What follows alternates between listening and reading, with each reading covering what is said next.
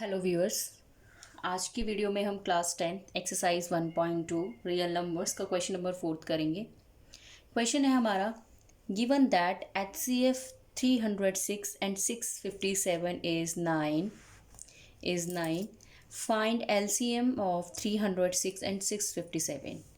आपको HCF दे रखा है दो नंबर्स का, 306 और 657 का 9, और उसका LCM फाइंड आउट करना है।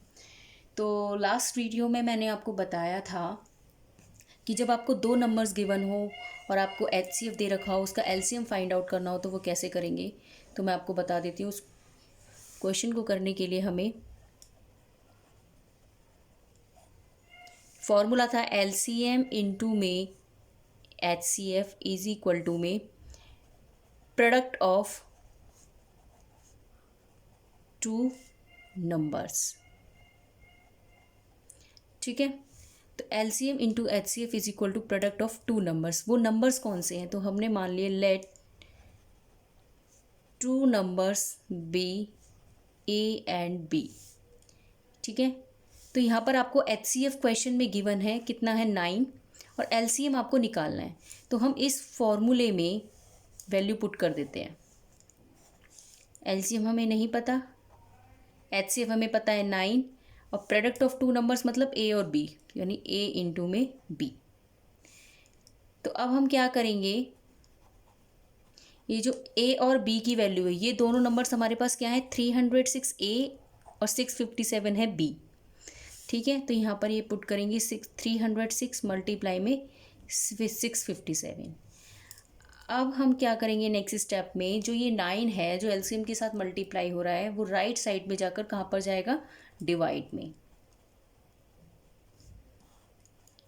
ठीक है, 9 से कैंसिल आउट करेंगे, 9 3 ज़ा 27, 3 बचेगा, कितने पर जाएगा, 9 4 ज़ा 36, तो यानी 34 मल्टीप्लाई में 657। अब इसको मल्टीप्लाई कर लेते हैं 657 को 34 से।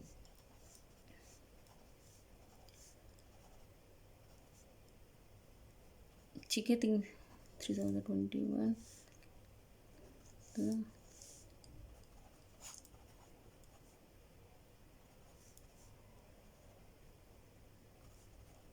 2238। तो जो इसका LCM आएगा वो आएगा 2238।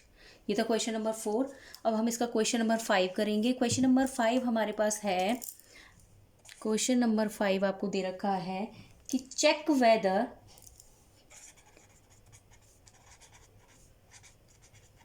check whether 6 raised to the power n can end with the digit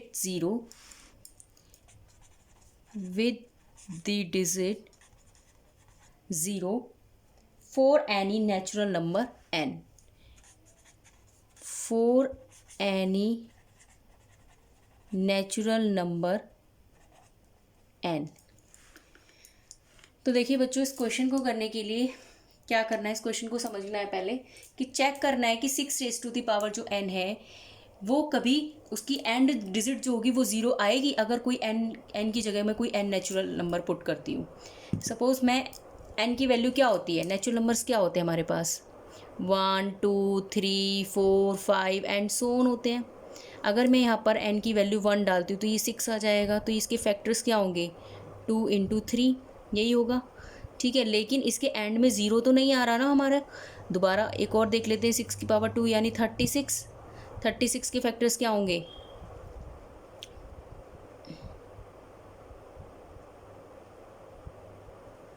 ये होंगे। इसके भी एंड में 0 नहीं आ रहा, तो हमारा n की वैल्यू आप कुछ भी पुट कर लेंगे तो हमारा एंड में क्या आएगा, 0 नहीं आएगा।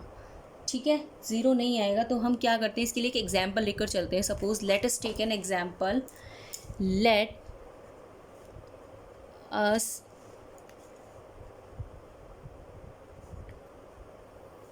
take an example of number which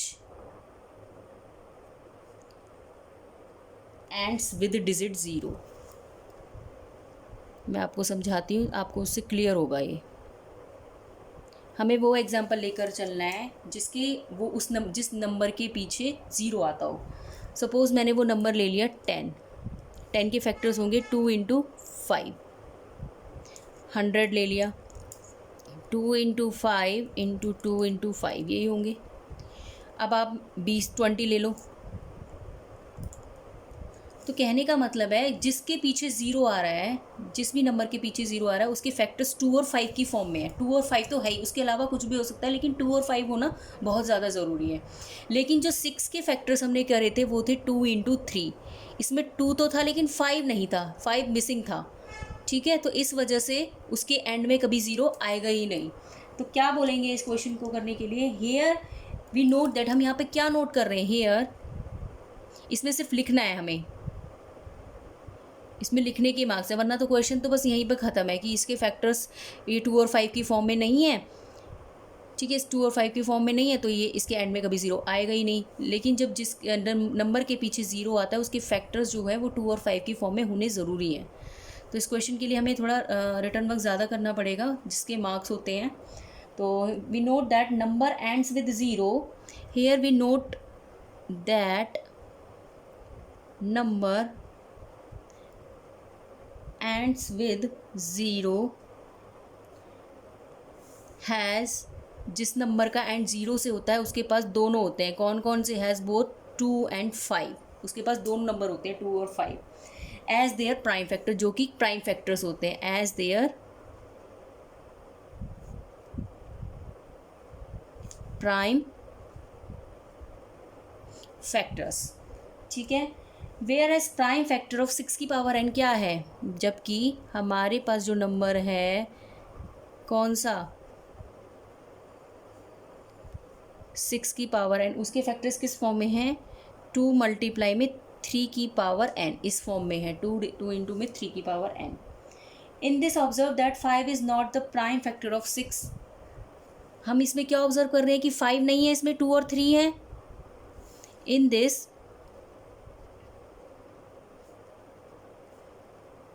we observed that 5 is not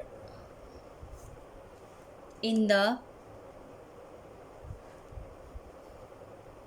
prime factor of 6। ठीक है, प्राइम फैक्टर ऑफ 6, इसमें 5 कहीं भी हमें नहीं दिखाई दे रहा है। तो so this is not possible, so this is not possible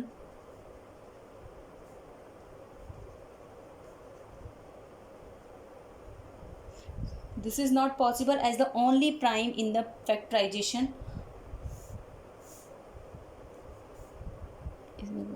as the only prime in the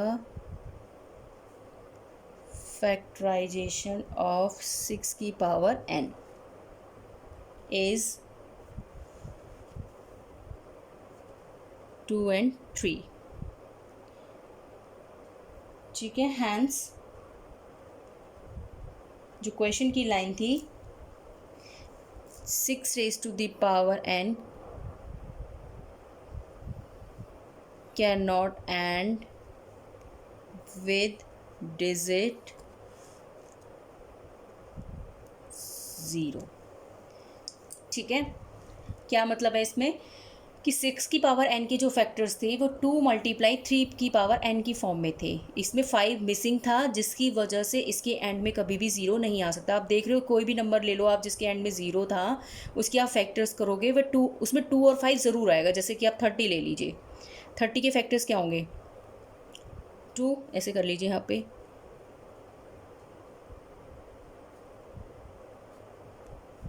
2 into 3 और 5। देखो इसमें 3 है एक्स्ट्रा, लेकिन 2 और 5 भी हैं।